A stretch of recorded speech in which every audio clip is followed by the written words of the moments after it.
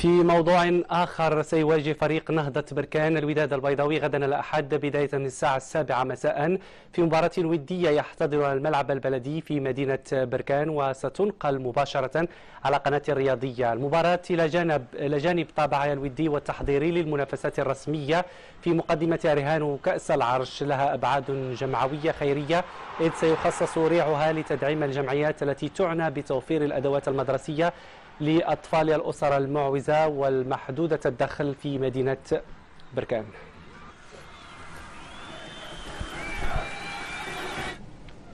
إلى دوري أحمد نتيفي 15 والفين الذي يحتضن ملعب الأبجيغو في الدار البيضاء. فريق الراتينغ البيضاوي أنهى الدوري ثالثا بعد فوزه في مباراة الترتيب على أمل فريق الوداد البيضاوي والنتيجة 3-2.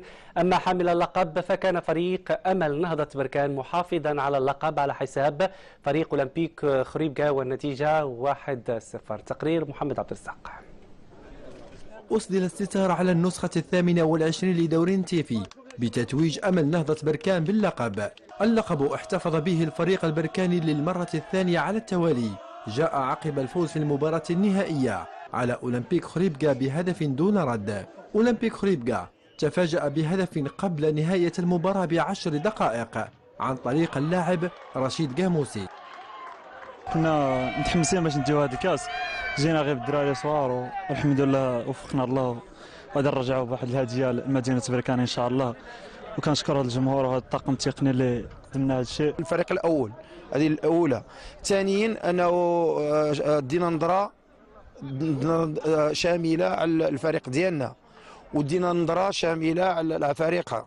هذا هو الربح ديالنا، لانه ماشي الفريق الاول لانه ما حضرش، انه ما كاينش فريق، راه حتى هذا فريق. مباراة اليوم كانت مباراة جيدة فيها الندية، الحمد لله عطينا اللي عندنا.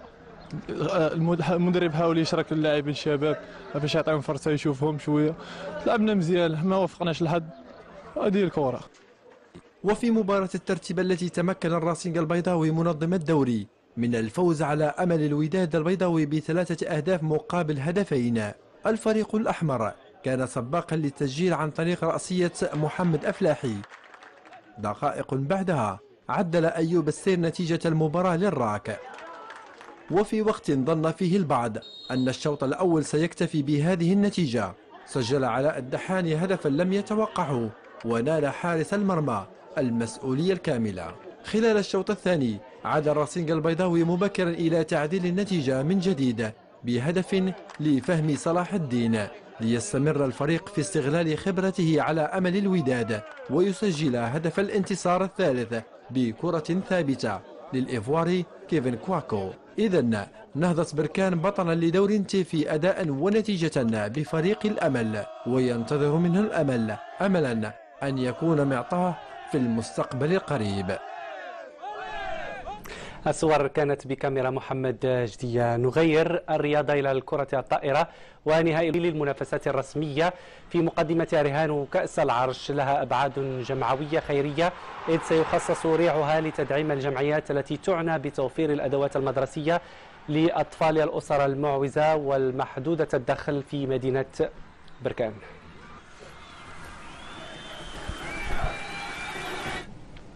إلى دوري أحمد نتيفي 15 والفين الذي يحتضن ملعب الأبجيغو في الدار البيضاء. فريق الراتينغ البيضاوي أنهى الدوري ثالثا بعد فوزه في مباراة الترتيب على أمل فريق الوداد البيضاوي والنتيجة 3-2. أما حامل اللقب فكان فريق أمل نهضة بركان محافظا على اللقب على حساب فريق أولمبيك خريبكا والنتيجة 1-0. تقرير محمد عبد الرزاق. أسدل الستار على النسخة 28 لدوري نتيفي بتتويج أمل نهضة بركان باللقب. اللقب احتفظ به الفريق البركاني للمرة الثانية على التوالي، جاء عقب الفوز في المباراة النهائية على أولمبيك خريبكا بهدف دون رد. أولمبيك خريبكا تفاجأ بهدف قبل نهاية المباراة ب10 دقائق عن طريق اللاعب رشيد قاموسي.